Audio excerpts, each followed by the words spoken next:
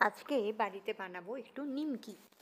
তো নিয়ে নিয়েছি ময়দা, সাদা ময়দা। এর সঙ্গে নিয়ে নেবো পরিমাণ মতো নুন, একটু কালো জিরে দিয়ে দেবো। আর তার সঙ্গে ময়ানের জন্য একটু দিয়ে দেবো সাদা তেল। আর সেটাকে ভালো করে মিশিয়ে একটা ডো তৈরি করে নেবো প্লেন জল দিয়ে।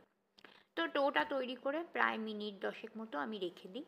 আর এর মধ্যে তোমরা একটু কারি পাতা কুচিয়ে দিতে পারো, যদি কারি পাতার ফ্লেভারটা তোমাদের পছন্দ হয় এই ময়দা মাখার সময় দিয়ে দিতে পারো। তবে আমার কারি পাতার ফ্লেভারটা যেহেতু খুব একটা পছন্দ হয় না, সেহেতু আমি দিই না। এইবার এটাকে একটা বড় রুটির আকারে বেলে নেব। তবে অবশ্যই তেল দিয়ে বেলবো, কিন্তু কোনো রকম গুঁড়ো ময়দা বা আটা ব্যবহার করব না। তো থিকনেসটা দেখতেই পাচ্ছ, ঠিক এরকম হবে। এবার তোমার নিমকির শেপে কেটে নেব। চৌকো চৌকো কাটতে পারো, ত্রিকোণ কাটতে পারো, যেরকমভাবে চাইছো কেটে নিতে পারো। ছোট বড় মাঝারি যে যেরকম পছন্দ করো সেরকমভাবে কেটে নিতে পারো। এইবার এটাকে ভাজার পালা। তো ভাজার সময় যেটা করবে সেটা হচ্ছে অবশ্যই বেশ খানিকটা তেল বসাবে, সাদা তেল অবশ্যই। আর সাদা তেলটাকে কিন্তু খুব বেশি গরম করবে না, জাস্ট ওই হালকা মানে বসিয়ে লো ফ্লেমে রাখবে।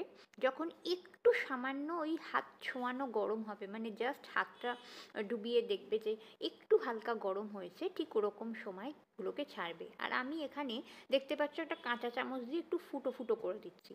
এর একটাই কারণ, সেটা হচ্ছে ওগুলো লুচির মতো ফুলবে না, চ্যাপ্টা থাকবে সেই কারণে। তো চলো এইবার আস্তে আস্তে বললাম যেরকম একটু তেলটা ঠান্ডা থাকবে সেরকম অবস্থাতে ছেড়ে দেবে। তো এটাকে এবার নিজের মতো ভাজতে হবে।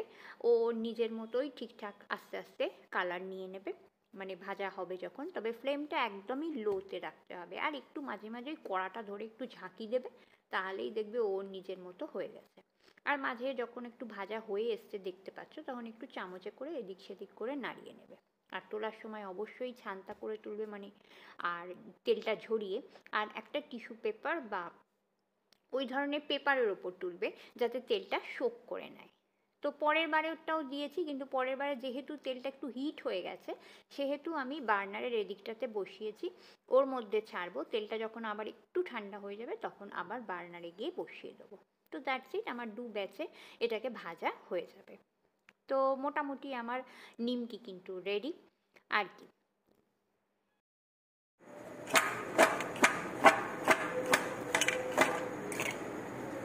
আওয়াজটা শুনতে পেলে কতটা সুন্দর আর ভীষণ পরিমাণ খাস্তা হয়। এই যে আমি হাতে করে ভাঙছি দেখতেই পাচ্ছ। আর এটাকে এয়ারটাইট কন্টেনারে রেখে দিতে পারো, বহু দিন ভালো থাকে।